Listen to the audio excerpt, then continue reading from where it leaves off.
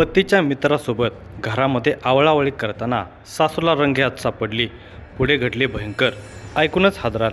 माणसाचं मन वासनेमध्ये गुंतत गेलं की माया, ममता, आपुलकी, आस्था कमी होत जाते. संसार जन्माचा सोबते, नातीगोती कशाचेच भान राहत नाही. केवळ वासना शमन इतकीच भूक राहते. शरीर सुखामध्ये येणारा अडसर बाजूला करण्यासाठी सर्वसामान्य गृहिणी किंवा गृहस्थही अट्टल गुन्हेगारासारखे कृत्य करताना दिसत असतो. तेव्हा समाजाचा थरकाप उडतो. सोलापूर जिल्ह्यामध्ये एका गृहिणीचे नवऱ्याच्या मित्राशी सूत जुळले. मित्र घरात नसताना तो येऊ लागला, तिच्याशी लगट करू लागला. हे तिच्या सासूच्या लक्षात आले. मुलाच्या संसारासाठी ती माऊली सुनीलला कधी समजुतीने तर कधी रागाने सांगू लागली. हे तिला खटकू लागले होते.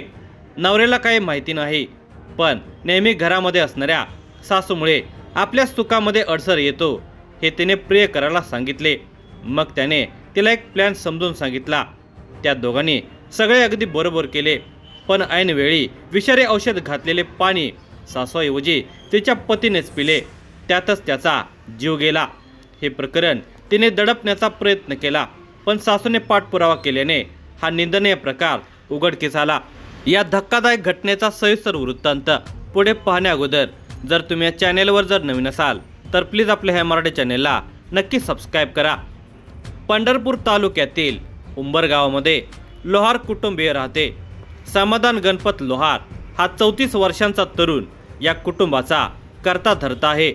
तो, त्याची पत्नी सारिका आणि त्याची आई असे या कुटुंबातील सदस्य आहेत. इतर कुटुंबाप्रमाणे याही घरामध्ये सासू सुनेचे पटत नव्हते. या कारणाने सासू सून या दोघींनी एकाच घरामध्ये आपापल्या वेगवेगळ्या चुली मांडलेल्या होत्या. यावेळीही मुलाने कोणताही हस्तक्षेप केला नसल्यामुळे घरामध्ये निदान शांतता लाभेल असे त्याला वाटले, पण कुठले काय. दोघींचे भांडण धुसफूस चालूच होते. मुलगा समाधान याकडे दुर्लक्ष करण्यामध्ये समाधान मानत होता. दिनांक 10 जानेवारी 2026चा तो दिवसभर शेतामध्ये काम करून नवरा बायको संध्याकाळी घरी आलेले होते. थोडा वेळ इकडे तिकडे करून सारिकाने आपला स्वयंपाक केला. 8 वाजले असावेत.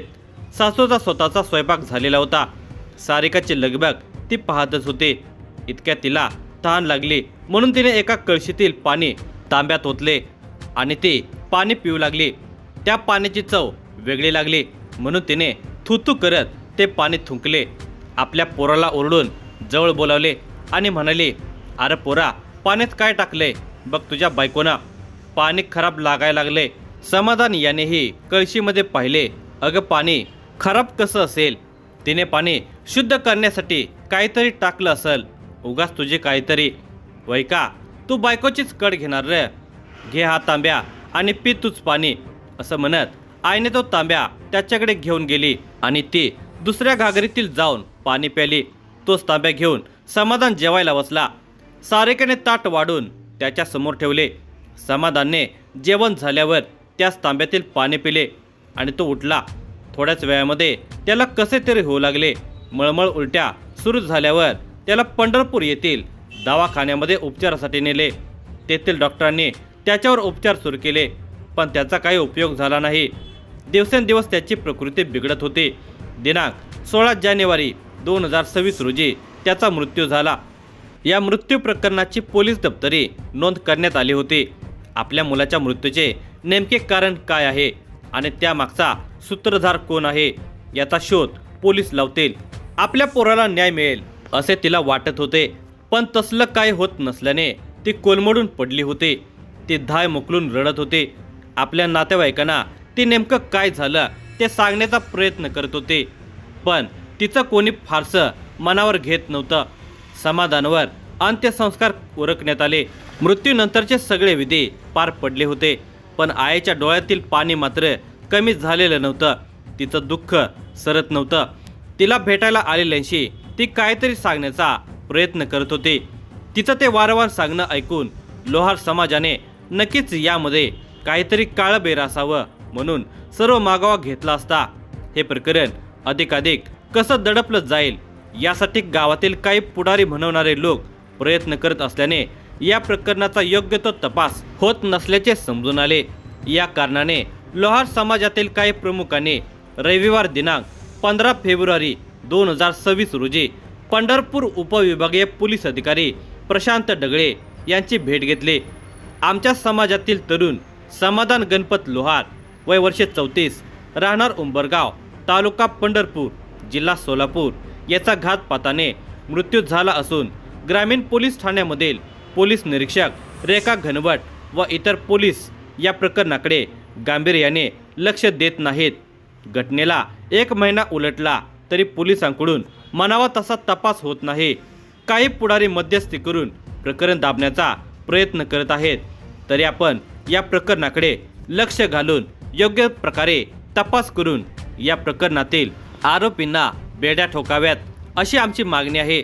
लोहार समाजाचे हे निवेदन ऐकून उपविभागीय पोलीस अधिकारी प्रशांत डगळे यांनी या प्रकरणाचा योग्य तपास केला जाईल असे त्यांना आश्वासन दिले।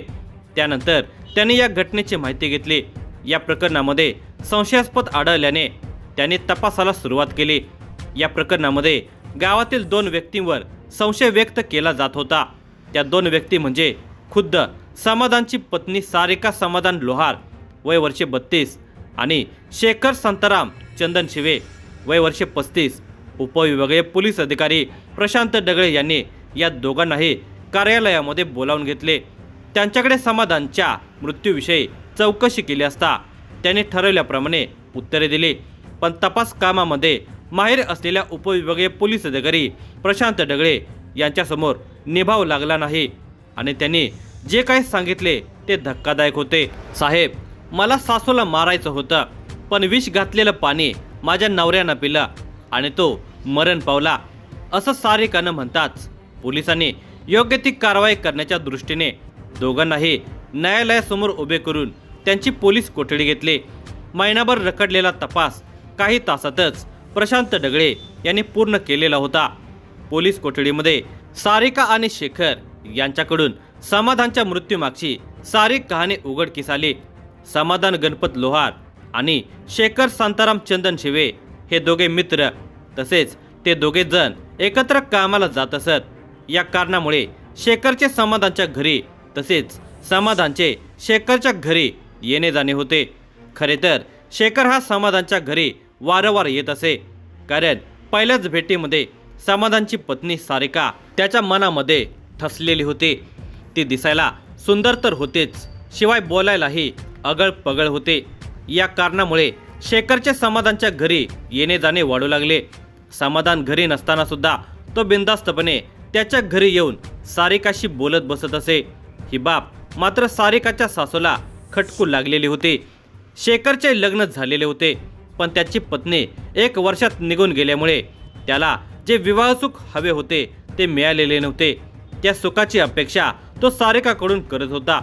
त्या दृष्टीने तिच्याशी आपुलकीने बोलणे, तिच्याशी जवळीकता वाढवणे या गोष्टीमुळे सारिका आपसुकच त्याच्या गळ्यात पडली।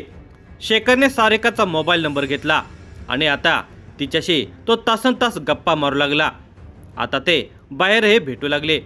घरी आल्यानंतर सारिकाशी लगट करण्यामध्ये तो धन्यता मानत असे, पण या गोष्टी सारिकाच्या सासूच्या नजरेतून सुटत नसल्याने ती शेखर घरातून बाहेर गेल्यावर सारिकाला बोलत असे। या कारणावरून सासू सुनेमध्ये भांडण सुरू झाले। गेल्या 2 वर्षांमध्ये शेखर सारिकाची जवळीक वाढू लागल्याने सासू सुनेमधील धुसफूस सुरू झाली होती। प्रकरण नाजूक होते। यातून आपल्या घरची आबरू वेशीवर टांगणार म्हणून सासूही बाहेर कोणाला काही समजू नये याच पद्धतीने सुनेशी भांडत होते। तिने मुलग्याला आडून याविषयी सांगण्याचा प्रयत्न केलेला होता, पण त्यालाही फारसे काही समजले नसल्याने त्याने याकडे पूर्णपणे दुर्लक्ष केलेलं होतं। सासूचा विरोध मात्र वाढत चाललेला होता। या प्रकरणामध्ये ती कसा आळा घातला जाईल या दृष्टीने सून सारिकाशी भांडण काढत असे। सासूचा विरोध पाहून सारिकाने शेखरला याविषयी सांगितले, माझ्या नवऱ्याचं काही नसतं, पण हीच कुरापत काढून भांडण काढते, तिचा काहीतरी बंदोबस्त करायला हवा असे त्याने म्हणताच शेखरने एक प्लॅन सांगितला। तिला सांगितले की पिकावर फवारणीचे औषध तू तिला पाण्यातून पिण्यास दिले तर तुझी सासू मरून जाईल। तिने याला होकार दिल्यानंतर दिनांक 10 जानेवारी 2026 रोजी एका प्लॅस्टिकच्या बाटलीत कीटकनाशक औषध भरले आणि तो समाधानच्या शेताबाहेर येऊन थांबला। त्या दिवशी सारिका आणि समाधान शेतामध्ये काम करत होते। अचानक शेखरचा फोन आल्यावर काही बाईक कारण देत ती शेताबाहेर आली। समाधान शेतामध्ये काम करण्यामध्ये मग्न असल्याने त्याने सारिका कशासाठी गेली, कुठे गेली याकडे लक्ष दिले नाही। इकडे सारिका शेताबाहेर आली आणि वाट पाहत असलेल्या शेखर जवळ गेली। त्याने तिच्या हातात ती बाटली दिली आणि म्हणाला, सासू पाणी पित असलेल्या कळशीमध्ये ओतून टाक, ती पाणी पिल्यावर मरून जाईल। त्या दिवशी काम आटोपल्यानंतर सारिका आणि समाधान घरी परतले। इकडे सासूचा स्वयंपाक झालेला होता। सारिकाने आपला स्वयंपाक तयार केला आणि सासू कुठेतरी बाहेर गेल्याचे पाहून ती पाणी पित असलेल्या कळशीमध्ये तिने ते औषध ओतले। रात्रीचे 8 वाजले असावेत। जेवायची तयारी करण्यात आली। सासूही थोड्याच वेळामध्ये जेवणार होते। त्यापूर्वी ती पाणी पिण्यासाठी त्या कळशीकडे गेली। त्यातील पाणी ओतून ताब्यात घेतले आणि ती पिऊ लागली। पहिल्याच घोटात त्या पाण्याची चव तिला कडवट लागल्याने तिने तो गुळणात थुंकला आणि तरातरा आपल्या मुलाकडे आली। हे बघ, तुझ्या बायकोनं पाण्यामध्ये काहीतरी टाकलंय, मागाशी तर पाणी चांगलं होतं, मग आता कसं लागतंय बघ, असे म्हणत तो ताब्यात तिने पोराकडे दिला। त्याने पाणी निरखून पाहिले, कळशीतील पाणी निरखून पाहिले।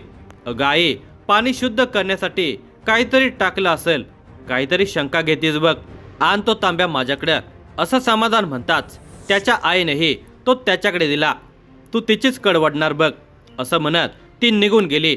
इकडे जेवणासाठी समाधान तोच तांब्या घेऊन बसला। जेवण झाल्यावर तेच पाणी तो गट्टा पिल्यामुळे त्याला अस्वस्थ वाटू लागले। औषधाचा परिणाम जाणवू लागला। सासूने पिण्याऐवजी आपल्या नवऱ्यानेच ते पाणी पिले म्हटल्यावर ती अस्वस्थ झाली आणि तिने इतरांच्या मदतीने त्याला पंढरपूर येथील हॉस्पिटलमध्ये दाखल केले।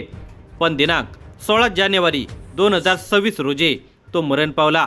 आपल्या हातून चूक घडली हे लक्षात आल्यावर सारिकाने सावध भूमिका घेतली होती। पोलीस दप्तरी या गोष्टीची नोंद झाली तरी तपास पुढे होऊ नये याची तिने खबरदारी घेतलेली होती।